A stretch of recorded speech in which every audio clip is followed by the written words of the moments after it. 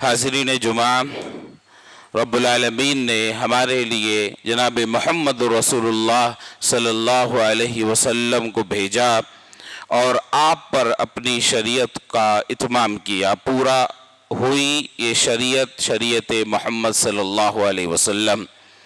دین تمام انبیاء کا ایک ہی رہا، شریعتوں میں تبدیلی ہوئی اور محمد رسول اللہ صلی اللہ علیہ وسلم کے آ جانے کے بعد تمام وہ ادیان جو اس سے پہلے سرزمین پر تھے وہ سب منسوخ کر دیے گئے۔ اب صرف اور صرف بات محمد رسول اللہ کی چلے گی۔ اب کوئی بھی عبادت کا کام بغیر رسول اللہ صلی اللہ علیہ وسلم کی اجازت کے نہیں کیا جا سکتا۔ یہ مہر لگا دی گئی، یہ اللہ کی طرف سے اس پر آخری بات کہہ دی گئی۔ اے دنیا کے لوگوں، جو محمد رسول اللہ صلی اللہ علیہ وسلم پر اتری ہوئی شریعت کے بارے میں شک و شبہ کرے گا تو وہ اس دنیا میں بھی خائب و خاسر ہوگا، اور آخرت میں تو اس کی دائمی بدنصیبی ہے، اس کے لیے جہنم تیار کر دی گئی ہے۔ میرے بھائیوں، ہم مسلمان ہیں۔ مسلمان کس کو کہتے ہیں؟ مسلمان اس شخص کو کہتے ہیں جو اللہ اس کے رسول پر ایمان لاتا ہے، جو اللہ پر ایمان لاتا ہے، اس کی نازل شدہ کتابوں پر ایمان لاتا ہے، اس کے فرشتوں پر ایمان لاتا ہے، اس کی کتابوں پر ایمان لاتا ہے، اس کے بھیجے ہوئے انبیاء اور رسل پر ایمان لاتا ہے، یوم آخرت پر ایمان لاتا ہے، اور رب کے تمام فیصلوں پر راضی ہوتا ہے۔ اس کی تقدیر جو اس نے اندازہ لگایا، اس کا جو علم ہے، جو اس کی منشا ہے، اس کی تقدیر وہ ظاہر میں ہمارے لیے بھلی کیوں ہی نہ دکھتی ہو، ہم کو اس میں شر نظر آئے، پھر بھی ہمارا ایمان ہے کہ یہ اللہ کی طرف سے ہے۔ خیر نظر آئے تو بھی اللہ کی طرف سے ہے، اور اگر شر دکھے تب بھی ہمارا ایمان ہوتا ہے کہ یہ اللہ کا فیصلہ ہے، اس میں کوئی بھی گنجائش نہیں کہ اس اللہ کے اندازے سے یہ باہر رہ گیا ہوں۔ شیطان کا نہ ماننا، انکار کرنا، یہ بھی رب کی تقدیر کا فیصلہ، اور حضرت آدم کو زمین پر بھیجنا، ان سے غلطی کا صدور ہونا، یہ سب اللہ کی تقدیر کے فیصلے کے ہوا عین مطابق ہے۔ ایسا نہیں ہے کہ اللہ کو علم نہیں تھا اور شیطان نے اچانک انکار کر دیا اور حضرت آدم سے اچانک غلطی ہو گئی۔ اب جب شیطان نے انکار کیا اور جب حضرت آدم سے غلطی ہو گئی تب جا کے اللہ کو معلوم ہوا یہ کیا ہو گیا۔ ایسا نہیں ہو سکتا۔ یہ ہمارا ایمان ہے کہ یہ سب کچھ رب العالمین کی تقدیر کے عین مطابق ہے، اسی پر ہمارا ایمان ہے۔ میرے بھائیوں، میں آج کے اس خطبے کے اندر معراج کے واقعوں کو بیان کرنے کی کوشش کروں گا، اور اس میں جو ہمارے لیے عقیدے کے طور پر جو نصیحت ہے، ہمارا جو عقیدہ ہے، وہ اس کے اندر طرح طرح سے پھیلا ہوا ہے۔ اگر مسلمان اپنے اسی قول میں سچے ہو جائیں کہ ہم ایمان رکھتے ہیں، اگر وہ اسی بات پر پکے ہو جائیں تو سارے مسائل خود بخود حل ہو جائیں گے۔ ان کی تمام تر مصیبتیں، تمام تر ان کے حالات گرے ہوئے اس کی بنیاد اسی بات پر ہے کہ کہیں نہ کہیں ایمان میں ڈگمگ ہیں، توحید میں خرابی ہے۔ میرے بھائیوں، معراج اللہ تبارک تعالیٰ سے نبی صلی اللہ علیہ وسلم کے لیے ایک تحفہ تھی۔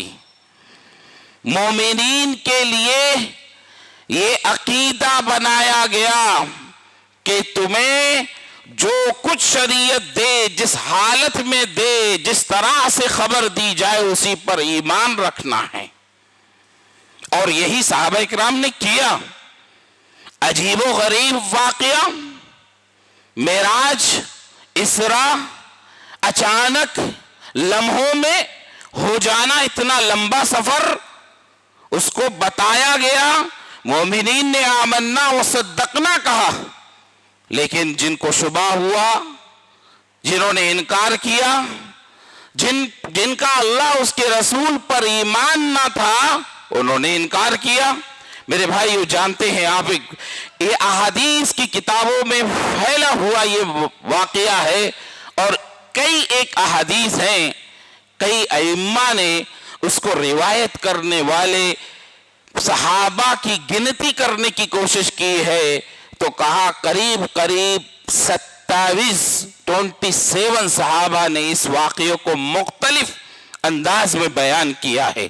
یہ ایسا نہیں ہے کہ ایک ہی صحابی نے پورا شروع سے لے کے آخر تک بیان کر دیا گیا، سب نے اللہ کے رسول صلی اللہ علیہ وسلم سے جو باتیں سنی تو سب کئی ایک صحابہ نے مل کر اللہ کے رسول صلی اللہ علیہ وسلم کے اسراء اور معراج کے واقعے کو ذکر فرمایا۔ بخاری اور مسلم کے اندر ہے، اس کے علاوہ کتابوں جو کتب ستہ ہے اس کے اندر موجود ہے واقعات۔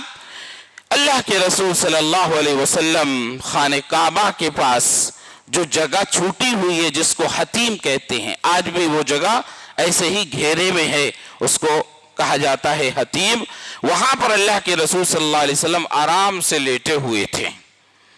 آپ کی کیفیت بیان کی گئی، کروٹ لیے ہوئے لیٹے، مضطجعاً، کروٹ کے ساتھ آپ لیٹے ہوئے تھے۔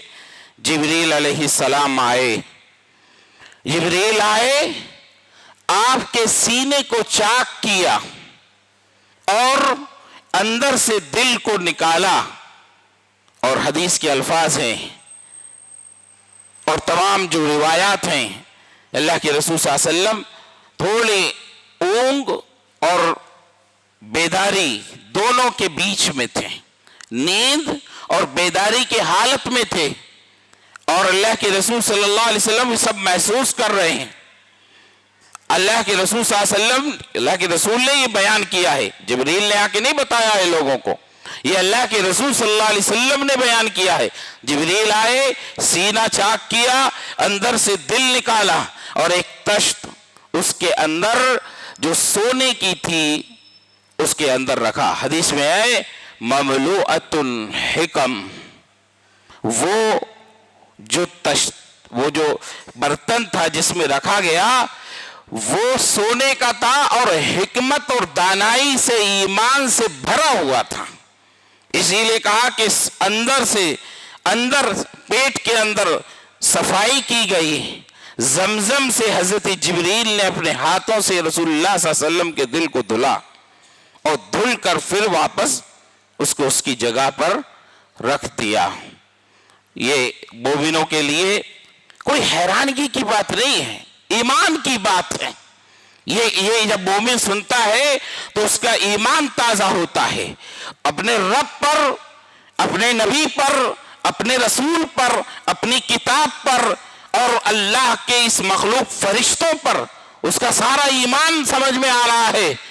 اللہ پر ایمان، اللہ کی تقدیر کا فیصلہ رسول اللہ کے ساتھ یہ ہو رہا ہے، اللہ کے فرشتے جبریل کر رہے ہیں، اللہ کی کتاب کے اندر بھی اللہ اس واقعے کی طرف اشارہ دے رہا ہے۔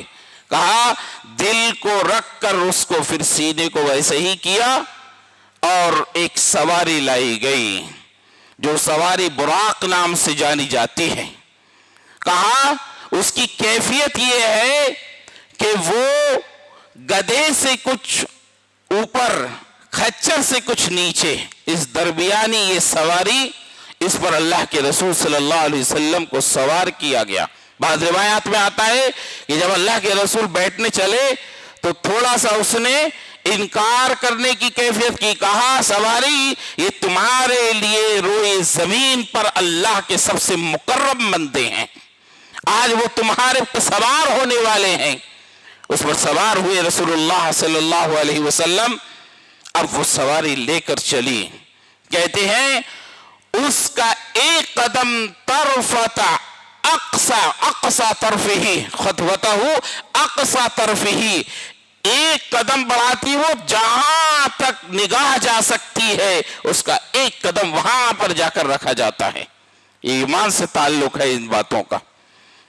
کوئی وہ شخص جو سائنس پر ایمان رکھتا ہو وہ یہ کہے گا کہ ہم کو دکھاؤ، اور سائنس جب اتنی ترقی کر سکتی ہے، اللہ کی دی ہوئی صلاحیت علم انسان نے اس کے بلبوتے پر جب اتنی تیزیاں اختیار کر لی کہ آلات بنائے کہ وہ سیکنڈوں میں کہاں کے کہاں جا سکتے ہیں، ہمارے لیے تو آج ایمان اور آسان ہو گیا، لیکن جس کا ایمان ٹیکنالوجی پر ہے، مشینری پر ہے، وہ آج بھی شبے میں پڑا ہوا ہے کہ ایسا کیسا ہو سکتا ہے۔ میرے بھائیو، کہا جہاں نگاہ پہنچتی وہاں پر اس کا قدم پہنچتا، اور یہی اسراء ہے، راتوں رات سفر کیا جانا۔ سبحان الذی اسریٰ بعبدہ لیلا من المسجد الحرام الى المسجد الاقصى الذی بارکنا حولہ لنریہ من آیاتنا۔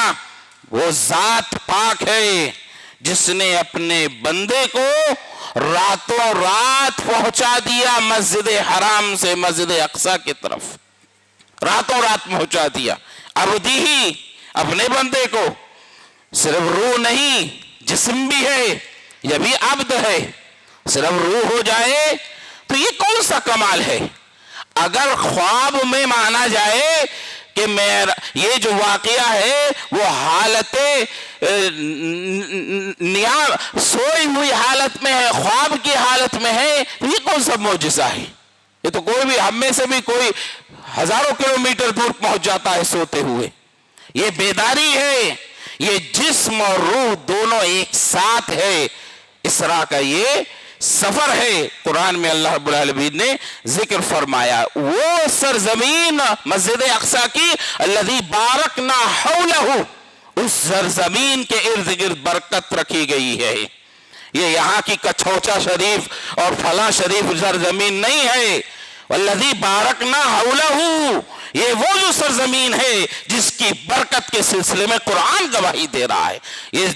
یہ شام کی سرزمین ہے، یہ انبیاء اور رسول کی سرزمین ہے، یہ کوئی یوں ہی پیدا ہوئے اخیر و فقیروں کی سرزمین نہیں ہے، یہ انبیاء اور رسول کی سرزمین ہے۔ یہ تمہارے بنائے ہوئے شریف ہیں اور فلاں شریف ہے، یہ اللہ کی طرف سے، اللہ کے رسول کی طرف سے نہیں ہے۔ یہ کسی کو اختیار نہیں ہے اللہ اس کے رسول کے بعد کہ وہ کسی سرزمین کو مقدس سرزمین قرار دے۔ ہوش میں آؤ مسلمانوں، تمہارے ان سب عقائد سے کھیلا گیا ہے۔ جان رکھو امت پر یہ جو کالے بادل چھائے ہوئے ہیں ساری دنیا میں، اس کے پیچھے اسی قسم کی بیہودہ بدعقیدگی اور بدعات اور شرکیات کی وجہ سے یہ کالے کالے ہر طرف کالے بادل امت پر چھائے ہوئے ہیں۔ یہ سیاسی طور پر کمزور ہونے کی وجہ سے یہ نہیں ہے، ساری کمزوریوں کی بنیاد یہ ہے کہ جب تم کو اللہ اس کے رسول کے فرامین سے ہٹا کر لوگوں کے بنائے ہوئے قوانین پر تم کو جوڑ دیا جائے۔ یہ بارکنا حولہ، یہ سرزمین شام کی سرزمین ہے جس کے اندر برکت رکھی گئی ہے۔ لنریہ من آیاتنا، یہ سفر کیوں کرایا گیا؟ تاکہ رب چاہتا ہے کہ تم کو اپنی بڑی بڑی نشانیاں دکھائیں، تمہیں بڑی بڑی نشانیاں دکھائیں۔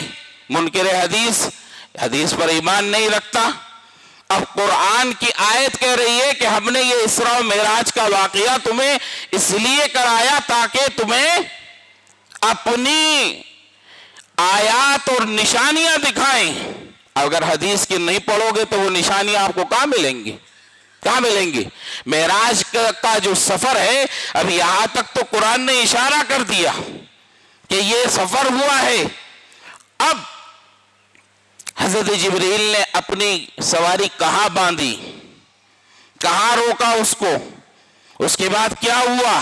حدیث میں آتا ہے کہ جہاں انبیاء اپنی سواریاں باندھتے تھے حضرت جبریل نے براق کو وہاں پر باندھا۔ کہاں ملے گا قرآن میں؟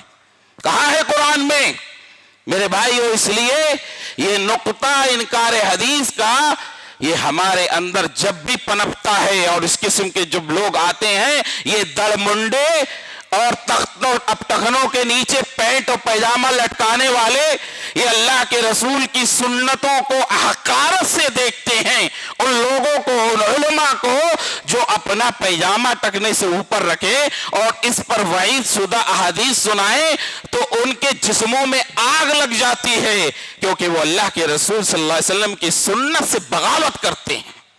میرے بھائیوں بتائیے مجھے قرآن مجید یہی کہتا ہے کہ ہم نے بندے کو لے گئے ہم راتوں رات، باقی جو باتیں ہیں کہاں معلوم ہوں گی۔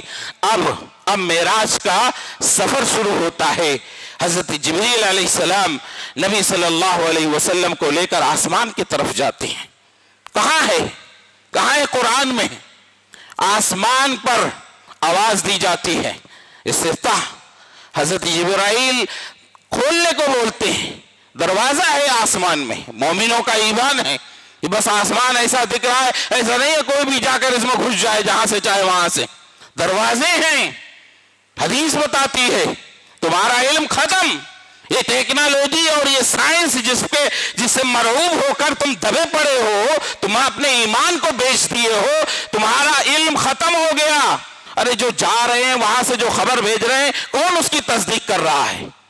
کون جھٹلائے کہ جو بتایا ہے وہ صحیح ہے یا غلط ہے؟ اور آج کے میڈیا کے دور میں بند روم میں بیٹھ کے کچھ بھی بنا دیں، لیکن میرے نبی کی احادیث محدثین نے اپنے خون پسینہ لگایا ہے، امام بخاری نے اپنا مال اس کے لیے ختم کر دیا ہے، اپنی جان بھی لگا دی ہے، لیکن اللہ کے رسول کی ایک ایک حدیث کو چھان کر پرکھ کر لکھا ہے۔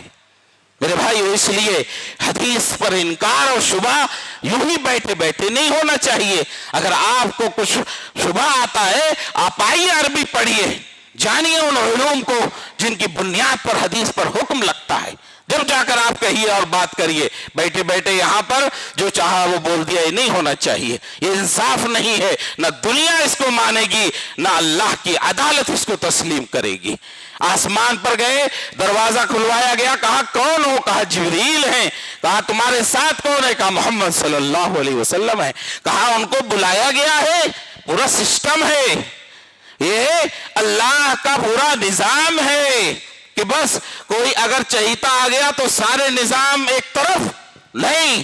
کون ہے؟ محمد رسول اللہ ہیں، بلائے گئے ہیں، اللہ نے بلایا ہے۔ تب آسمان کا دروازہ کھول کر مرحبا کہا جاتا ہے۔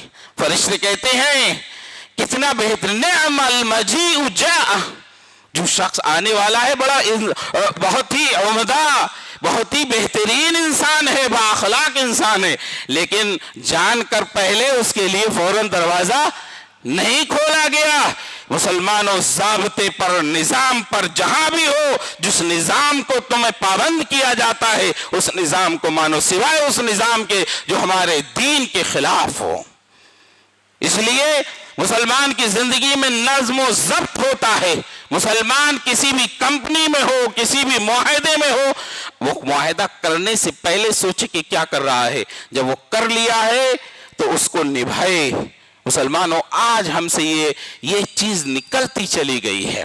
پہلا آسمان کھلا، وہاں پر حضرت آدم علیہ السلام سے ملاقات ہوئی، سلام و کلام ہوا، مرحبا کہا حضرت آدم نے، اور کہا بہترین بیٹا، بہترین نبی، مرحباً ابن صالح، مرحباً نبی صالح، بہترین بیٹے، صالح بیٹے کے لیے، صالح نبی کے لیے مرحبا کہتا ہوں۔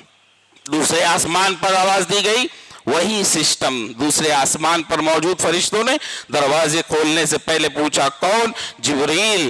کون ہے تمہارے ساتھ؟ محمد صلی اللہ علیہ وسلم۔ بلائے گئے ہیں، کھولا گیا، مرحبا کہا گیا۔ وہاں پر حضرت یحییٰ، حضرت عیسیٰ علیہ السلام سے ملاقات ہوئی، انہوں نے کہا مرحباً اخی، مرحباً نبی۔ یہاں پر حضرت یحییٰ اور حضرت عیسیٰ نے ابن کا لفظ استعمال نہیں کیا، بھائی کا، بہترین بھائی، نبی تمہارے لیے مرحبا ہے۔ تیسرے آسمان پر جایا گیا، پھر وہی سسٹم کے حساب سے، اور وہاں پر حضرت یوسف سے سلام ہوا، انہوں نے کہا مرحبا ہمارے بھائی، مرحبا نبی صالح۔ اور اس کے بعد چوتھے آسمان پر جایا گیا، چوتھے آسمان پر حضرت ادریس سے ملاقات ہوئی، انہوں نے مرحبا کہا۔ اور اس کے بعد پھر پانچویں آسمان پر گئے، حضرت ہارون سے ملاقات ہوئی، انہوں نے مرحبا کہا۔ اس کے بعد چھٹے آسمان پر گئے، وہاں پر حضرت موسیٰ سے ملاقات ہوئی، انہوں نے مرحبا کہا، پھر ساتھ میں آسمان پر گئے، وہاں پر حضرت ابراہیم علیہ السلام سے ملاقات ہوئی، پھر انہوں نے کہا نیک صالح بیٹے اور بہترین نبی کے لیے مرحبا ہو، مرحبا۔ حضرت ابراہیم علیہ السلام پھر بیچ میں لفظ ابن کا استعمال کرتے ہیں۔ یہ بہت دنیا میں بھی ایسا آپ دیکھیں گے کہ اگر بہت دور تک نسب نامہ نہیں ملتا ہے تو جس کے قریب تک پہنچتے ہیں وہاں سے ابن، یہ عربی کے عربی داں جو لوگ ہوتے ہیں ان کے ہاں یہ سب چیزیں عام ہوتی ہیں، وہ سمجھتے ہیں۔ ہمارے ہندوستان میں ان سب چیزوں کو اتنی زیادہ اہمیت نہیں نظر آتی ہے۔ کبھی کبھی ڈائریکٹ دادا کی نسبت سے بیٹا کہہ دیا جاتا ہے، دادا کا وہ پوتا ہوتا ہے لیکن بیٹا کہہ دیا جاتا ہے، اس کی بنسبت حضرت ابراہیم علیہ السلام نے بھی یہ لفظ استعمال کیا۔ میرے بھائیو، اس کے بعد پھر سدرۃ المنتہا گئے اور پھر قرآن نے اس طرف اشارہ کیا ہے۔ وَمَا يَنطِقُ عَنِ الْهَوَىٰ إِنْ هُوَ إِلَّا وَحْيٌ يُوحَىٰ عَلَّمَهُ شَدِيدُ الْقُوَىٰ عند سدرۃ المنتہا عندہا جنت المأویٰ اذ یغشی السدرۃ ما یغشی ما زاغ البصر وما طغیٰ۔ میرے بھائیو، یہاں آ کر تمام لوگ کوشش کرتے ہیں کہ حضرت اللہ کے رسول صلی اللہ علیہ وسلم نے اللہ تبارک و تعالیٰ کو دیکھا ہے۔ جبریل کو روک دیا گیا، اس کے آگے جبریل نے کہا میں نہیں جا سکتا، میری حد یہی ہے۔ آگے اللہ کے رسول صلی اللہ علیہ وسلم بڑھے۔ اب یہاں بڑھنے میں ہر ایک قصہ کو قصے بیان کرنے والا مقرر، خطیب اور اپنا عقیدہ بیان کرنے لگتا ہے۔ کوئی اللہ تبارک تعالیٰ سے گلے ملوا دیتا ہے، کوئی اللہ تبارک تعالیٰ کو بالکل سامنے کھڑا کر دیتا ہے۔ ہمیں صحابہ کرام کی تعلیمات اسی لیے ضروری ہے کہ اگر صحابہ کا منہج نہ ہو تو پھر کوئی بھی قرآن کو بیٹھ جائے اور وہ اپنے من کی تمام باتیں اس میں تلاش کرنے لگے۔ صحابہ نے کہا، صحابہ کے درمیان میں دو باتیں آئیں، کہا کہ جس نے یہ کہا کہ اللہ کے رسول صلی اللہ علیہ وسلم نے اللہ تبارک تعالیٰ کو اپنی آنکھوں سے دیکھا ہے وہ جھوٹا ہے، اور ایک صحابی نے کہا کہ دیکھا ہے۔ انہوں نے یہ لفظ استعمال نہیں کیا کہ بالکل سامنے اپنی آنکھوں سے دیکھا ہے۔ حضرت عائشہ رضی اللہ عنہ نے کہا جھوٹا ہے جو کہے۔ اب یہ صحابہ کی دونوں باتوں میں سے محدثین نے کہا ایک ہوتا ہے نگاہ سے دیکھنا اور ایک ہوتا ہے دل سے دیکھنا۔ حضرت عائشہ نے نگاہوں سے دیکھنے کے انکار کیا ہے، اور جس صحابی نے کہا دیکھا ہے وہ بصیرت ہے، دل کی نگاہ ہے۔ بات ختم ہو گئی، بات ختم ہو گئی، سمجھ میں آ گیا کہ دیکھنے والی بات بھی صحیح اور نہ دیکھنے والی بات جو کہی گئی وہ بھی صحیح۔ صحابہ کا منہج بہت ضروری ہے۔ اس سفر پر اور بھی بہت سارے واقعات رسول اللہ صلی اللہ علیہ وسلم نے دیکھا۔ حضرت بلال کے قدموں کی آواز سنی جنت میں، اور جہنم کے بھی بعض مناظر دیکھے۔ آپ نے دیکھا کہ ان کے پیتل کے ناخن ہیں، اپنے جسموں کو نوچ رہے ہیں۔ جبرائیل، کون ہے یہ لوگ؟ کہا یہ امت کے وہ لوگ ہیں جو اپنے بھائیوں کا گوشت کھاتے ہیں۔ کیسا گوشت کھاتے ہیں؟ غیبت کر کے کھاتے ہیں۔ میرے بھائیوں، اللہ کے رسول صلی اللہ علیہ وسلم کے اس سفر میں اور بھی کئی ایک واقعات ہیں۔ پھر نماز پڑھانے کا واقعہ ہے کہ تمام انبیاء اور رسول کو رب العالمین نے بیت المقدس میں جمع کیا اور ان کی رسول اللہ صلی اللہ علیہ وسلم نے امامت کرائی۔ حضرت ابراہیم علیہ السلام سے ملاقات پر ابراہیم نے کہا اقر امتک انی السلام، تم اپنی امت کو جا کر میری طرف سے سلام کہنا اور ان کو خبر دینا۔ جنت یہ بہترین مٹی ہے، اس کے اندر بہترین مٹی والی سرزمین، وہ جنت کی مٹی بہترین ہے۔ طیبۃ التربہ عذبۃ الماء، اس کا پانی بہت میٹھا ہے، اس کے اندر باغات ہیں، पौधे लगाए जाते हैं। ऐ वो लोगों जो इस ज़मीन पर अपनी जन्नत में पौधे लगाना चाहते हो तो वो पढ़ो सुभान अल्लाह वल्हम्दुलिल्लाह वला इलाहा इल्लल्लाह वल्लाहु अकबर वला हौला वला कुव्वता इल्ला बिल्लाह। कहा अपनी उम्मत को खबर दो जो अपने बागात में, जो जन्नत में उनके बागात हैं उसमें पौधे लगाना चाहते हैं तो ये कलिमात पढ़ते रहें। रब्बुल आलमीन मेराज इसरा इस वाक़े से जो ईमानी क़ुव्वत मिलना चाहिए वो हमें हासिल फरमा। हमारा ईमान है उसके अंदर मजबूती अता फरमा।